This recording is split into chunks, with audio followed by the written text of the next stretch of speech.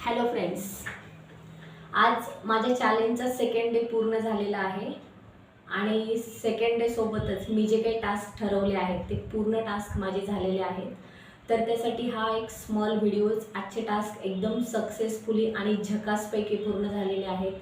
आजच्या टास्कमध्ये मला तुम्हाला शेअर करण्यासारखी एक गोष्ट मी दुपारपासून विचार करून ठेवली की आजच्या व्हिडिओमध्ये तुम्हाला नक्की शेअर करेन आणि ती गोष्ट आहे about reading.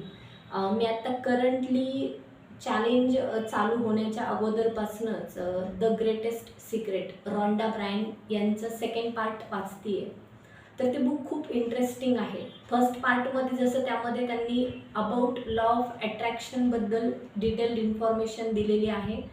Second part is something different.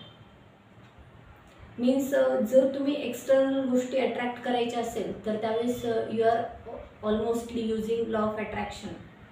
पण जर तुम्हाला सेकंड पार्ट रीड करायचं असेल तर त्यामध्ये तुमच्या आतमध्ये क्युरियोसिटी पाहिजे. Who am I and why I am here and what is my purpose. हे जर 3 क्वेश्चन तुम्हाला पडत असेल तर नक्कीच आय रिकमेंड की तुम्ही द ग्रेटेस्ट सिक्रेट हे बुक वाचा. तुम्हाला खूप प्रश्नांची उत्तरं मिळतील.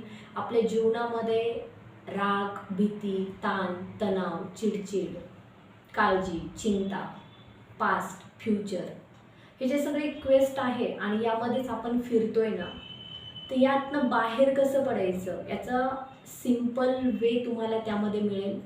We call it awareness, the present movement, the enlightened way.